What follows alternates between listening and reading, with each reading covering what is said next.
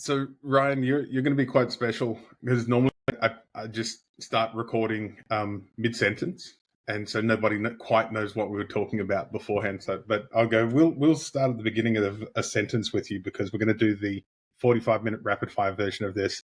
I'm going to try and ask you all 36 questions because my 3 listeners know I don't always ask all 36 because we can meander and get about the place, but we'll give it a go. And when we get to the 45-minute mark, we'll just press stop because you're a busy man and you've got a young family.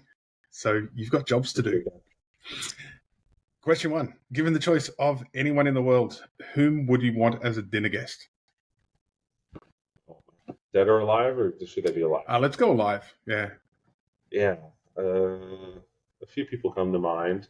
And there's so many good options, but who comes to mind is a guy named Malcolm Gladwell. He's a very famous author. Oh, yeah. I've read a lot of his stuff. Book. Yep. Yeah.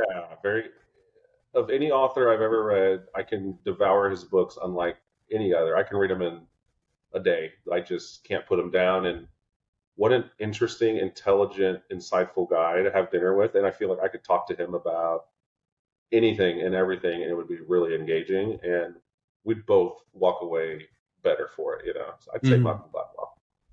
What would you serve him? Well, I would cook. I really like to cook, and so I'd probably cook him a nice steak dinner, the nice pan sauce, some potatoes, and some asparagus probably. That's little details there, but I like to cook, and I think I could fire something up nice for him and I. Yeah, nice. I just cooked osso buco for dinner tonight. It was awesome. That is good stuff. And I will pat myself on the back for good osso buco every single time. I love that. I've only done it once. I want to do it again. Oh man, it's good. This, I'll tell people this is Nonna's favorite recipe, family recipe handed down for centuries. It's rubbish. I'm not Italian, but I'll just tell people it is because it is damn good. This is I always find this interesting. Would you like to be famous? No. Well, no. Here's the thing. I think there's a lot of problems that come with fame. I think I would like the gravitas and work that would be required to become famous. But I don't want all of the baggage that comes with being famous, with people, fawning over you, taking pictures of you in public. You kind of lose your peace when you're famous. But you're usually famous for a reason, and I think, of course, it would be cool to have such an impact in the world that I would be deserving of such accolades, but I'd rather have my peace and quiet and go around my life unperturbed, Yeah, okay. Before making a telephone call, do you ever rehearse what you're going to say? No, that's weird. That's weird? That's weird. But empathetically, I guess there's a lot of people who struggle with things like that, and they get nervous talking to other people, and maybe preparing is helpful. That is not my personality. I'm good off the cuff, so it doesn't. Just go with whatever's presented. Whoever picks up, just run with it. Yeah, I know what I'm going to talk about, but I can talk to anyone and everyone, so I don't need to practice. I used to have such a terrible time making phone calls. I used to rehearse. Really? Yeah. Okay. I used to, and to the point where I'd make notes next to the telephone to make sure I said everything that I wanted to be able to say. That makes sense for me that it's an issue for people, but it's so it's just so not who I am, and I've never thought of something like that. It's like, oh yeah, that's a little weird to me personally, but it makes sense why that's helpful for people, because it can be intimidating. For this next one, I want you to think about what a perfect day would look like, or what we can describe as close to perfect. What would it look like for you? Oh man, that has changed. It just changed radically in my life. Right. 7 months ago. Yeah. If you had asked me early January before my son came, I would have told you it would have been me and my wife probably in France somewhere, where we spent the day meandering about a small town, eating food, sitting in the peace and quiet, maybe listening to some music, just being with each other in a foreign place. But now, it's going to sound corny, but I think a perfect day is every day with my family in the new house that I moved into that I worked so hard for. for so long, and now we're here and like we have our sanctuary. I think from now on, every Sunday is going to be a perfect day in my life. Mm-hmm. What do you do on Sundays now? Try to find peace, but it's hard. I shared that with you before we started recording. You know, I have this nervous energy that usually is focused on an endeavor that allows me to have a nice house or to win a world championship. And when I don't have that, it's hard for me to find peace and relax. Whatever relaxing is, I don't really know. But usually a good meal, grocery shopping, just spending time with my wife and my kid is a perfect day, you know, listening to some music maybe. We have a pool, so maybe swimming a bit. Mm-hmm. Really, it's family time, and it definitely involves me cooking. It's a new passion of mine since COVID, basically, and I like to experiment and, you know, improve the game. What did I'll come back to the cooking one because I want to know more about what you're cooking. But what do you do to relax with Theo? Like, what do you guys get up to? So if I with my son, I make a point to not have my phone. You know, I want to be present with him. I just watch him. You know, he's at that age where he's learning new skills, like rolling over, and like it's just fun to watch him.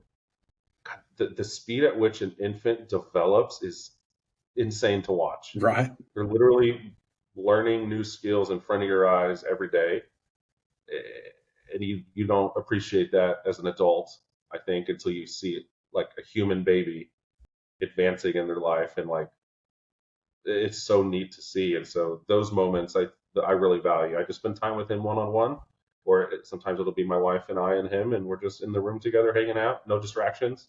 It's fun, it's fun just to watch, isn't it? Just to watch him figuring out the world. Yeah, just watch and be there for him and just watch. Yeah. That's funny because now you've pretty much split the audience in two here, into people that have kids and don't. And so people like me, my kids are older teenagers now, and I'd have this wonderful reminiscent feeling of remembering doing the same thing when my girls were little, and just watching them do like the most basic stuff and being mesmerized and in awe of what they must be thinking or what they're going through. Yeah. Like seeing the world, seeing the world through your child's eyes. I'm about that. I'm going to enjoy the next till I die of seeing the world through my son's eyes. What's one of the most fun insights you've had doing that? Oh man. So far, it's got to be like just his reaction to certain things. Like me walking in the room, or the dog, or an object in your hands, and you can see the excitement for something. Oh, it's an event, isn't it? It is. It's not like it's not just a thing happening. It's like Super Bowl. No, it's like it's an event. There's a thing. It is. Yeah, I think that's so neat. Yeah. When did you last sing to yourself, or when did you last sing to someone else? Well, I sing to my dogs all the time and Theo, so probably yesterday. Yeah. What do you sing? I make up some bullshit ass song. I don't know. I rhyme, you know. I use their name and rhyme it with dumb shit, and I don't know. It's not a song. It's just, you know, me expressing love and joy, I think. I love it. That's awesome, man. You'd fit right in around here. We, my youngest daughter said, we have the philosophy that life is a musical, and that we're both disappointed that there's not enough spontaneous song and dance in the streets. Oh yeah, that's great. That's something to see, I'm sure. Here's one.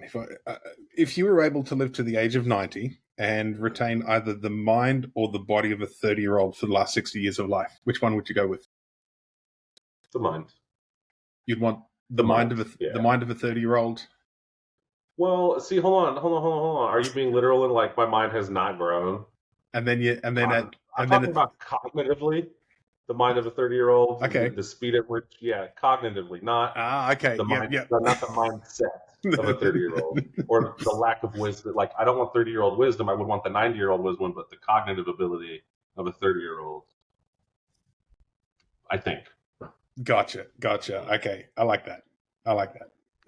Do you, well, since we're talking about living till 90 and putting ends on things, do you have a secret hunch about how you're going to die? You know, I'm a big guy. Hopefully I live a long time, but odds are it's going to be some kind of heart-related issue, which is why I've also taken control of my health in the last year. I've lost 50 pounds. I'm still trying to lose a bit more, but it's hard. And I mean, all about heart issues. So, I don't know. I've never thought of that morbid stuff. Thanks, bro, for Yeah, you're welcome. It's what we do. Yeah. This is what happens when you have a couple of near death experiences. Death becomes, for me, especially since the stroke, and then with this more recent event, it's a pretty interesting topic around our house. I like to joke, and this probably it's probably more protective because I've been through a bit. I like to tell people that I'm going to live till 110. I'm going to come to everyone else's funerals. I'll be the last to die. That'll be the punishment for putting all the stress on everyone else in the short term. Oh my god! But it's a weird question to ask yourself, like especially just getting. I'm 33 years old. I just had my first kid. I'm not thinking about. I mean, I do think about me dying now because I have something to lose and I need to provide. Like, I need to have some life insurance. I thought about it in that context. How quickly did you start thinking about that after Theo was born? Like, how soon did you notice you were thinking that way? Probably about 3 months. Right. And really since we moved into this house, because our lifestyle is now more expensive, and thus me dying and not having income is an even bigger impact. Previously, our old lifestyle, like I had enough life insurance and then some, but now I need more because like I started thinking like, man, if I pass away and he's a year old, he has 18 years of life to provide for. He has a house, he has college, he has all these things that I never considered before. Previously, it was just make sure Megan has a house to live in and pay off whatever debts we have. So yeah, the calculus changes quickly because I need to provide for him and forever, basically, Yeah. Yeah. Okay. I'm not selfish anymore, dude. The biggest thing is like, before you have a kid, everything's about you, and that's nature, I think. But once you have a child, you can't be selfish anymore. That's been a big shift for me because I'll admit I was selfish. I want to do what I want on my terms when I want. Then I got a fiance, and like I love her, and we got married, but like ultimately we're selfish for each other and as a couple and individuals. Like now though, we have this most perfect baby that we love beyond anything, so we're not selfish anymore. It's, everything's for the way you're speaking now. Did anybody talk to you about that, like through your 20s?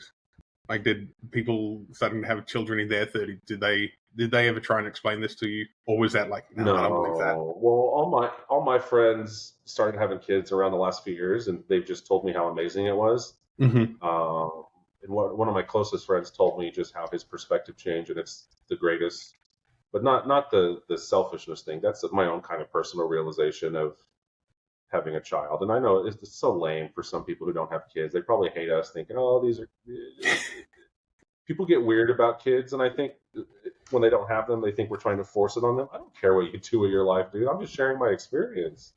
And I honestly think that I am having the full human experience now because I had a kid. I think before that, you're experiencing about, I don't know, 50% of what life is about. You're by yourself. It is what it is. But when you have a kid, it's like, oh man, I'm doing the thing that humans have done for hundreds of thousands of years. I've had offspring, procreated. Yeah. That's ultimate lizard brain shit. Like prehistoric. It predates any societal norms and structures we have. Like I have this thing, and it has unlocked a part of me, a part of the human experience that I'm glad I'm experiencing. I had a close colleague that I really liked her. She was great fun to hang out with, and she would often tell me, "I can't see what the value add is, Nathan, with children." And she'd say it all the time, and I do a lot of what you're doing. Parties.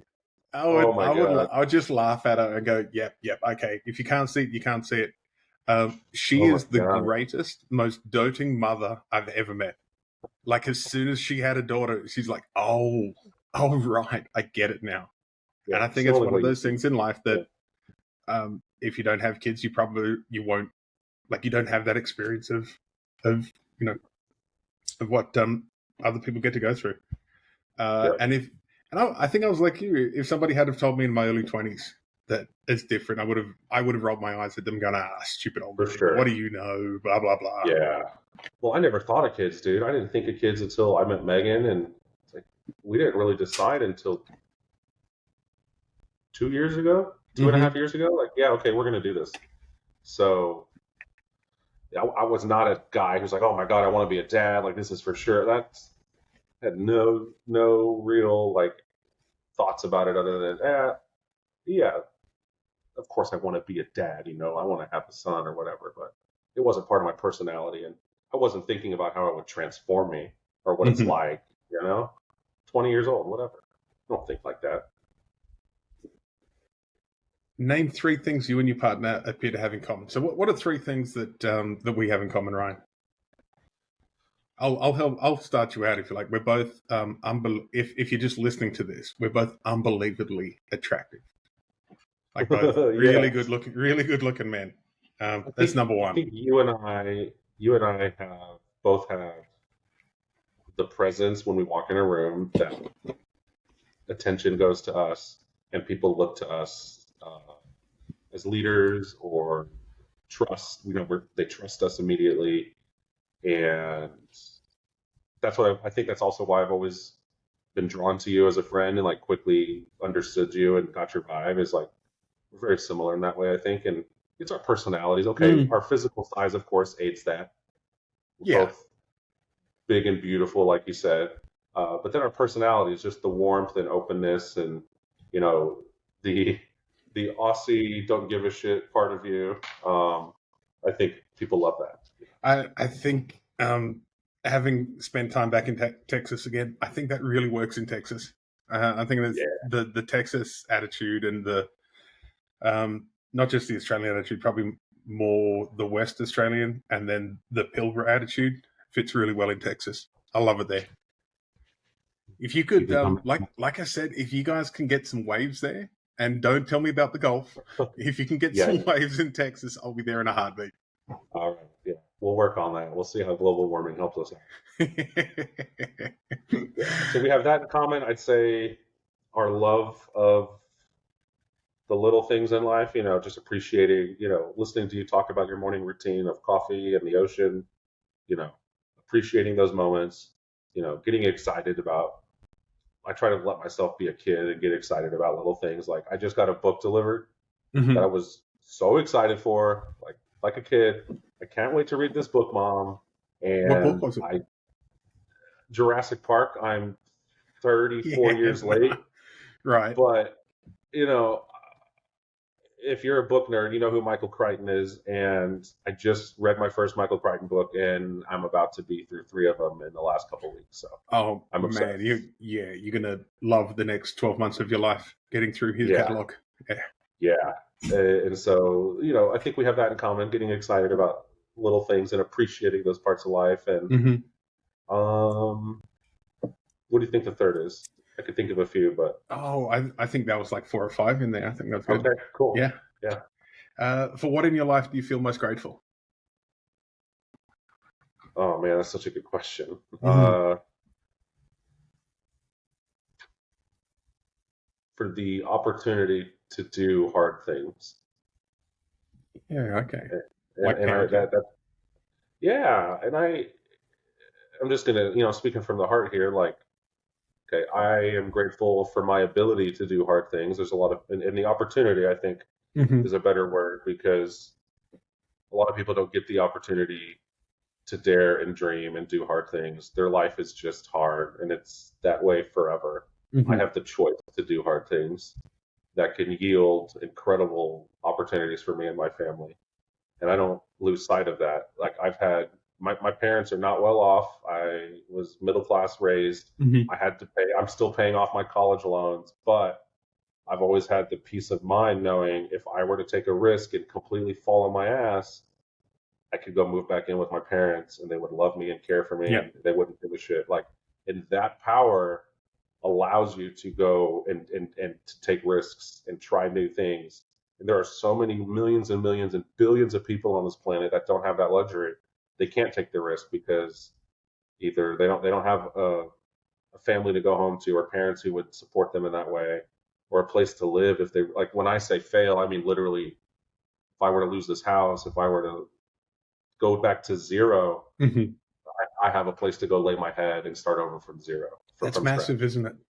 It That's so is, and so big. that gives me the ability to go do crazy stuff, like or not crazy stuff, but to take a risk, to invest money in a business, to change jobs, to move across the freaking country.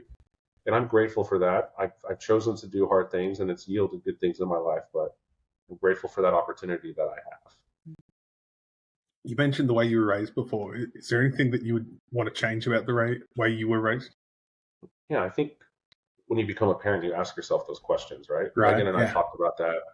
What are some of the things you want to change about, what do you want to make sure you don't pass on to Theo? Like, what are the traumas you It's don't the want to pass on? perfect. It's the perfect Yeah, opportunity now, isn't it? it You get to is. sort of slice through your childhood and go, which ones Yeah, do I want to play again?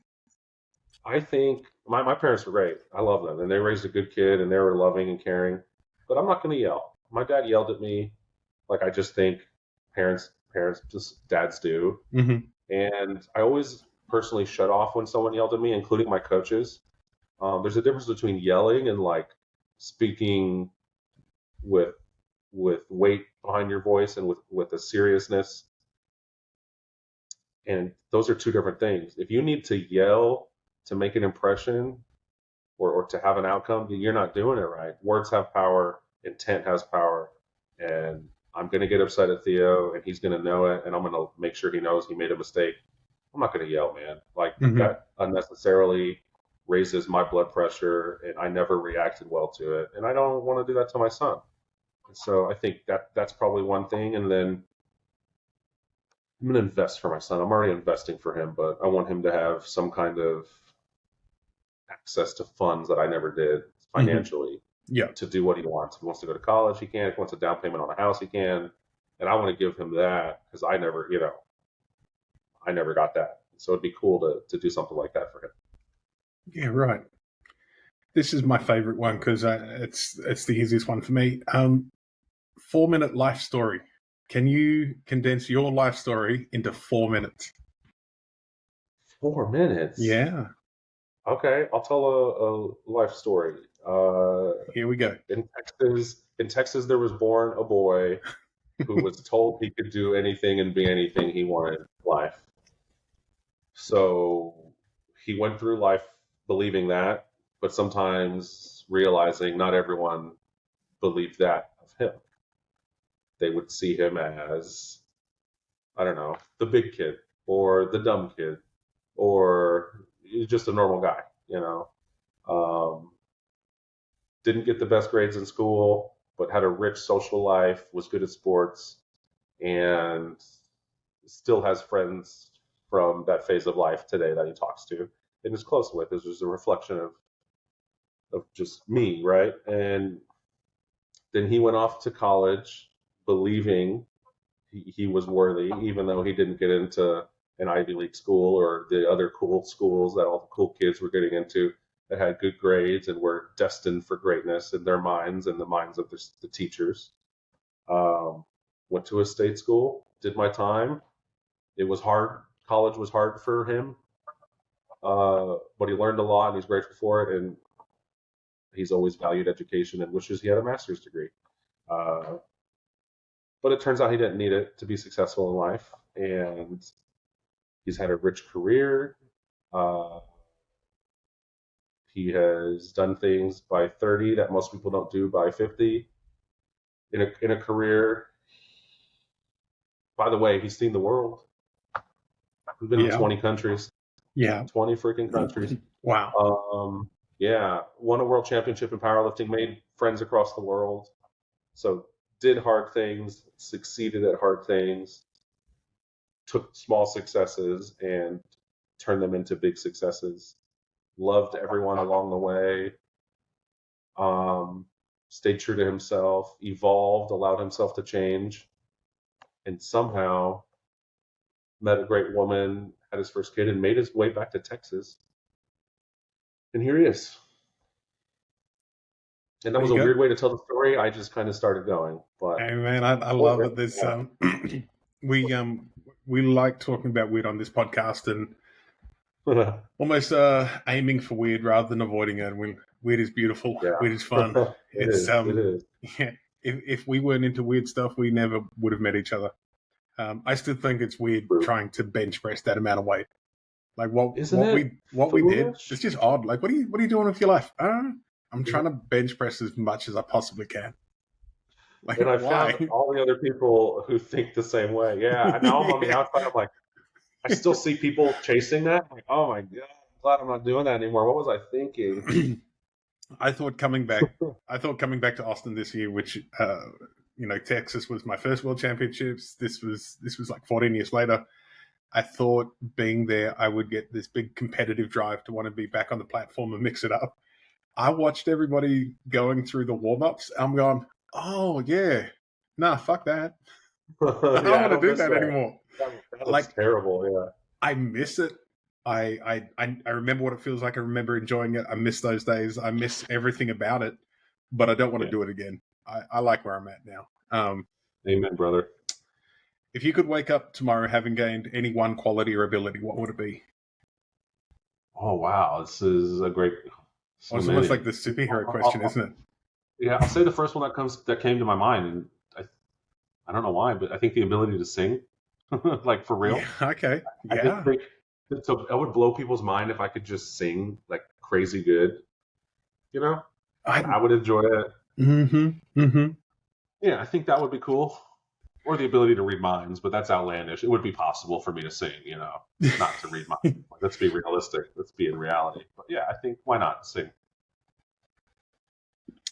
If a crystal ball could tell you the truth about yourself, your life, the future, or anything else, what would you want to know? Oh wow, I think the future is dangerous I to agree. know. I wouldn't want to know that to alter or ruin the journey. What they say about enjoying the journey really is true. Mm-hmm. I try not to forget that. You got to enjoy the ride. So I'm not going to try to ruin that with the future. Love it. Maybe I'd ask it the lottery numbers. Meh. Maybe I'd ask Meh. it. I already feel like I know thyself. It's a hard question. Do you know I what I think want to most know? people would say, Can what do you I want to share know? what I Yeah. want to know? Yeah. Can you save me So, here? we had an era of baseball that has come under a lot of scrutiny, and some of the greatest guys to ever swing a bat won't make the Hall of Fame because of the choices they made. Apparently, drug use Heroes. was pretty rampant through then. So we're never going to see Bonds or McGuire or Sosa or any of those guys in the Hall of Fame. If everybody We're was taking not? it, I don't think we ever will. Wow. I never considered that.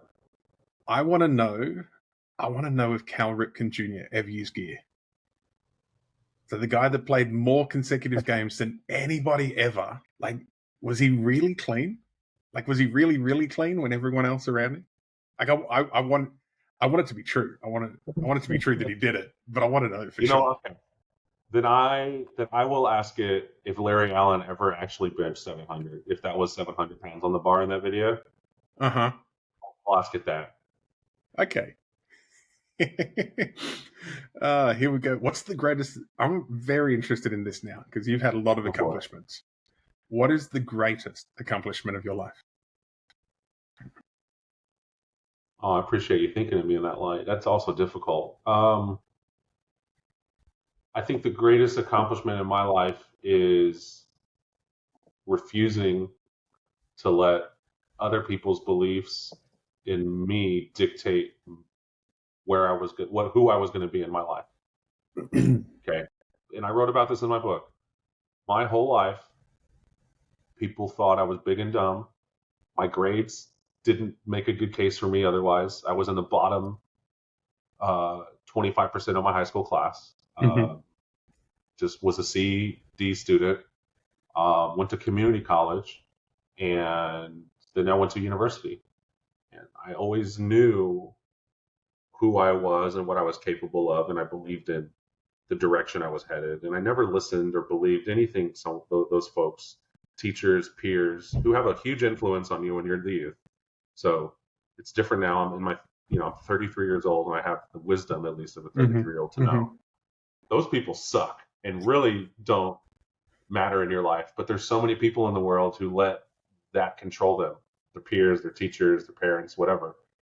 And I think the greatest accomplishment for me is never allowing the D student on paper to make me a D person in life. So through my hard work and perseverance and self-determination, I've done incredible things. And were it not for my success in overcoming all of those challenges, honestly, I would be a different person. I would not be where I'm at today if I had just been that guy that those people thought I was, or that the piece of paper said I was, So I think that's a huge accomplishment. Yeah, that's a massive accomplishment, and I can't help but feel it's the kind of thing that a lot of people need to hear, especially a lot of young people need to hear that. Yeah. But it's not written. The future isn't set in stone.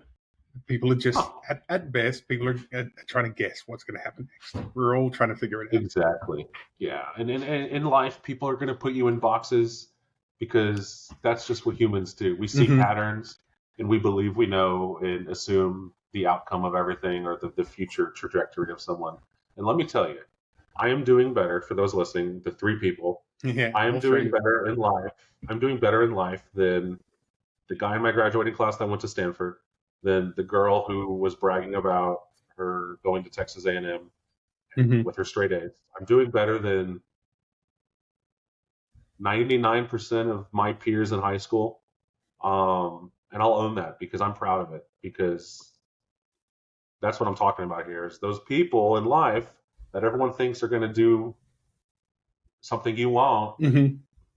That means nothing. You control your destiny, and you can overcome anything if you set your mind to it. And I think, because if I didn't have that success, I would never have won a world championship, would never have excelled in my career, would never have done all these great things I've done, seen the world, whatever.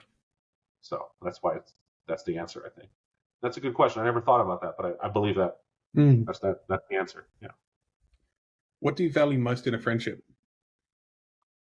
I have some long time friends. You do, don't you? I value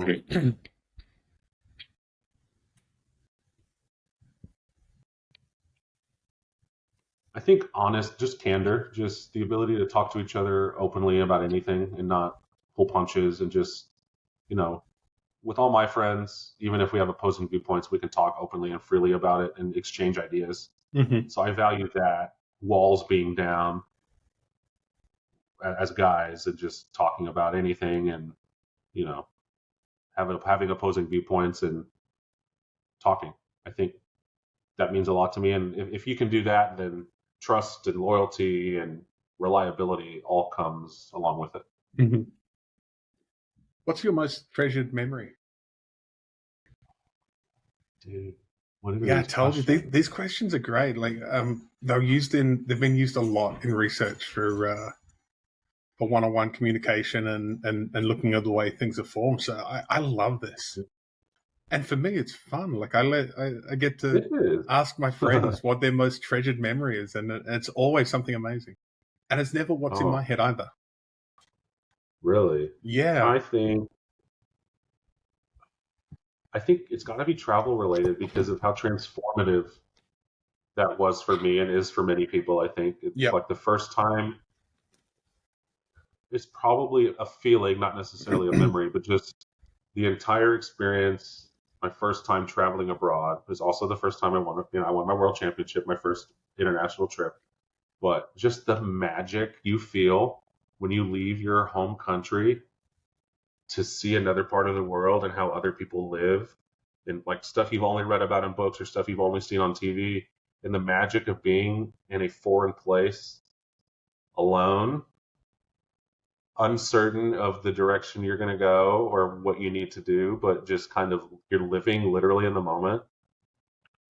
That's my most treasured memory. And I think I've also been chasing that feeling ever since. traveling to a new place. Like Japan was the closest I've been to that feeling because it is such a foreign, odd place. So, mainland Europe, I've been, 17 countries. And then I've been to Japan and like the Dominican. And so like my traveling experience is really in Europe, which can eventually all feel the same. So chasing the feeling of that first experience has been hard. But I think when I went to Japan, I had a bit of that. That's probably my most treasured memory is the feeling of anything's possible. Like, it's literally magic. And I got to experience it once, and I get little bits of it here and there when I visit new places or do new things and recognize, oh my God, this is magical. I'm doing something new.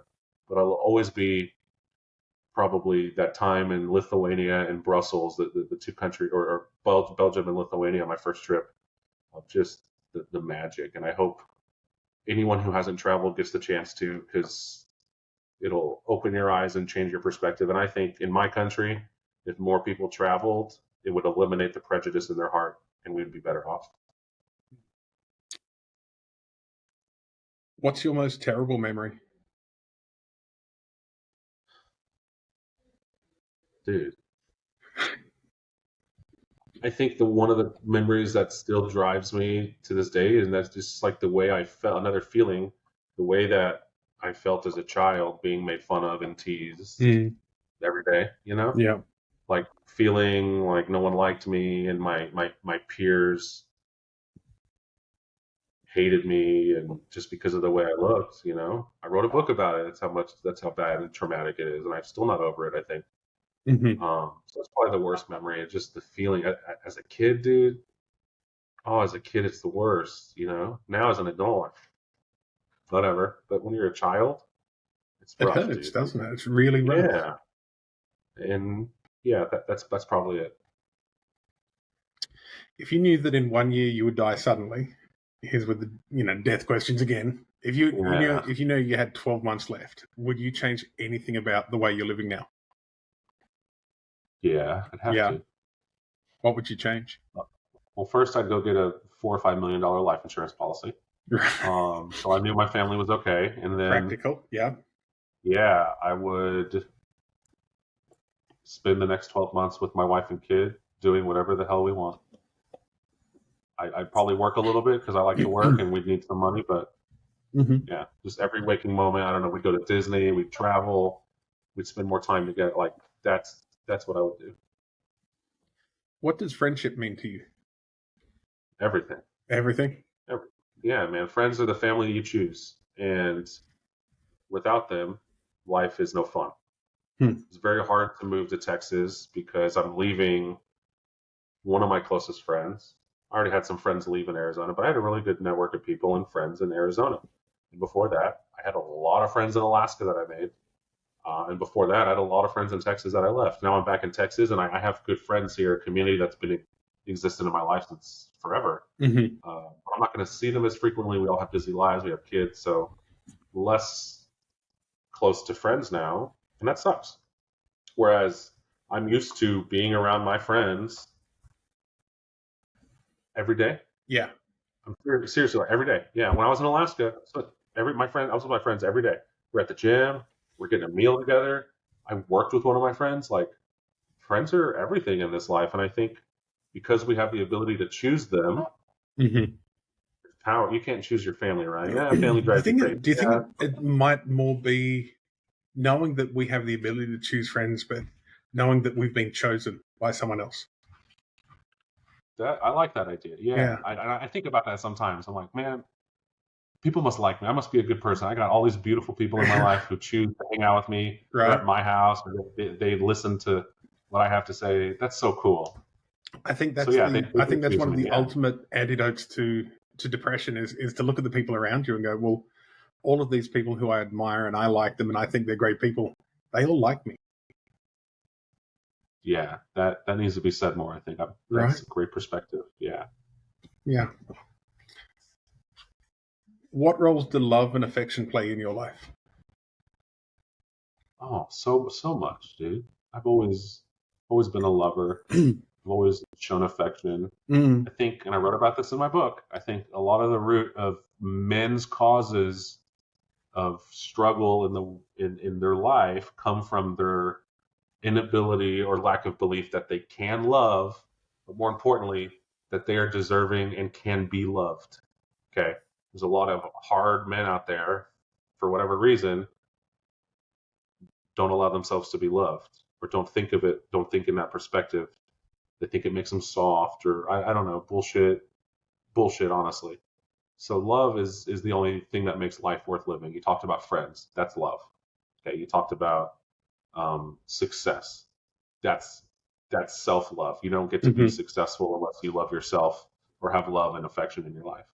But that's what makes me a rich man. It's not the house, not the money. It's the love that I have in my life, my wife, my kid, my family, my friends. And with that, I'm the wealthiest man in the world. Wealthiest man in the world. I love that. How I think I know the answer to this. How close and warm are your family? Like, are you guys really like a big hugging, affectionate family as well, or? We hug, yeah, not super affectionate. Like I know some families are. I think a healthy amount of affection. But I grew up in a house where my parents said "I love you" all the time. Yeah, like, all the time. And so that's part of my DNA now. I tell my wife, "Hey, I love you" all the time. Some of my friends, men who are comfortable, not too machismo, I tell them I love them when I get off the phone or whatever. You know, like Preston. I tell Preston I love you all the time. He tells me to. I don't think that's a good example because I think I'd known Preston about 7 minutes when I first professed my love for him. Like I looked at him across the room and I love you. I love you, Preston Turner. Yeah, hey, this is an interesting question. Do you feel your childhood was happier than most other people's? Oh yeah, dude. Yeah, because my parents, because my mom, my dad. I had issues at school. How do you feel about the relationship with your mom? Oh man, I love her. How do you feel about your mom? My mom is for it. Yeah, she's perfect. I love her. I had to leave to go live life and be away from her, which has been hard on her. But I'm back now. I tell her like, hey, I was gone 10 years, but really I was gone 14. But who's counting? But I'm back. You see me every weekend now. Yeah. I love my mom. She's the best. I love it. That's awesome. Complete this sentence for me. I wish I had someone with whom I could share ... Dude, I wish I had someone to share my love of Warhammer 40K with. Sorry, say that. War what? Warhammer 40K. That sounds like a video game. It is okay. How do I explain it? It is kind of like Star Wars. It's a universe, right? Sci-fi, and it originated as a tabletop game. I don't play the tabletop games. Let me be clear. I don't have time for that. I'm not that much of a nerd. Okay. And there's lore involved. Okay, there's like hundreds of books, and I've read dozens of the books. I'm obsessed with the books. I even have some little action figures. I just love sci-fi, and I specifically love this universe. And I think it's so cool, and I think it would be really nice to have someone I could share that with, and probably some of the other nerdier things I like that my wife rolls her eyes about, because I don't have that. So that would be cool. Right. If somebody listening to this wanted to become a close friend of yours, what would be really important for them to know about you? I am the most reliable person you'll ever have. Call me, you need something, I'm there. At the same time, I kind of expect the same in return. To me, it's a two-way street, and all of my friends, we're like that, because you need each other. Especially, I've lived isolated in places where we had no family, we just had each other.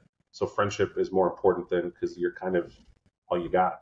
I have driven across cities to help a friend in need. I've dropped what I was doing to help a friend, and I'm that kind of person that won't hesitate to give you time, money, help, whatever. But at the same time, I kind of expect that in return because it shows, the principle of reciprocity is one of the most important things in relationships. Okay, so yeah. When was the last time you cried in front of another person or by yourself? I cried by myself. The most crying I've done in a while, and it was this whole process to buy this house was incredibly stressful. Anyone who's bought a house knows just the mortgage process and everything it takes a part of your soul. This one in particular was very challenging, and Megan and Theo had already flown here, and I was literally packing up the last of the house to hit the road the next day, and I had major issues wiring the closing funds, and the bank kept playing games, and I had a come undone. I yelled at the lady on the phone, and I don't yell. I told you that. And I lost it. And then after I hung up, I just bawled my eyes out, grabbed my dog, and was like, just, all of the emotion, the stress was just boiled up inside of me. And I knew it was coming. I was waiting for it. And I was just glad the person that was on the receiving end of the anger was some random customer service person. And I apologized to them. I was yelling. I was like, I'm sorry I'm yelling at you, but you have to understand, and I just crumbled because, I'm like, I kind of pray I'm making the right decision for my family moving across the country. I hope all this suffering is worth it. This is so much money. I hope that it's not a big mistake that ruins me. Just all of those emotions and frustrations. And I cried bad, like ugly cry. But dude, crying's healing. It felt so good after that. And, I have anxiety by nature. I'm just wound up. Yeah. And I've never taken any medicine for this stuff. And I'm not, to be clear, I'm not passing judgment on anyone who takes medicine or medicates for whatever reason.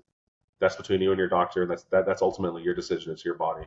But to me, life is highs and lows. And you don't get to enjoy the highs as much. You have to be, sorry, let me articulate this the right way. You got to take the good and the bad. Like the lows are going to happen. And I want to feel them, because it makes the highs better. And I know I can get through things. Like I don't want to dull my senses to that, right? If I didn't go through that crying fit, I wouldn't have gotten to experience elation later on, maybe. That's just how I feel personally. So I've never shied away from emotions, good or bad, even though the bad ones suck, dude. They suck bad.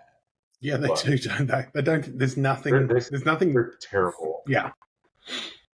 But you get through them. You do get through them, and you get through them in time. And I hope I never have to medicate. I would if I had to, but I've never. I thought about it. I thought about, man, freaking. I don't know what like Valium does, but I know people like it. Like maybe a Valium would have been nice in this home buying process to help me calm down a bit. But I cry, and I'm better for it, I think. Yeah. Because I got to release that in a natural, healthy way. All those terrible feelings I had, Well, I'm looking at the clock. I promised that I would try and keep this to 45 minutes for you, because you got a lot to do, and you got a young boy to go play with. How many more questions do we have? Oh, we didn't quite get there. I think we fell about 8 short. They're hard to get through. Like they're really hard to get through quick. Yeah, you're okay. You sure you don't want to ask another one? No, I'm gonna leave you with like the new last question that I'm asking everyone now. I'm asking you for a favor. I want you to recommend 3 people that you would like to hear answer these questions. And the last bit is, can you give me one general bit of advice in life? Oh wow, okay. 3 people. So 3 people that you would love to hear from, or hear answer these questions. Okay. Yeah, and good timing. My son's up and eating. I need to go to him. So right. I think I'd like my friend Matt Kiley. Did you ever meet? You met Matt at the Arnold. I think he's a bald power lifter. That really narrows it down. I think we met him once. There's very few of us. I'd like to hear his answers, because he would probably skip over most of them. He's not the type to open up and share pieces of himself. Preston, because I think Preston would be great at it. Yeah. And then Jeff Snyder, because it would be hilarious. Oh man, yeah, I've got some ideas for a Jeff Snyder Jonah Leo episode, because I don't think either of those are going to answer any of my questions. No, they'll just make fun of you. It'll be lame. Jonah, tell me about your feelings. Yeah, he would tear into you. Jonah has many feelings. 99% of them are hunger. Yeah, or anger for everyone else around him. That's why he lives out in the middle of nowhere. You know, I think he's happier that way. South Dakota's a good place for him. I think it's one of Yeah. the best places in the country for people per square mile or something. Is that right? Wow, I believe it. I've been out there. Yeah. It's yeah, but yeah, that would be interesting with Jeff and Jonah. See what And we can then a do. piece of advice. Who am I to give you advice or anyone advice? Uh, I think that probably stands as good advice anyway. It's probably a good one to wrap up on. Who is anyone to yeah, give anyone advice? yeah. You can ask for it, and I could, in context, I think I have some advice to give. But just broadly in life, I don't think anyone. I don't have advice for you. But in context, I probably do. But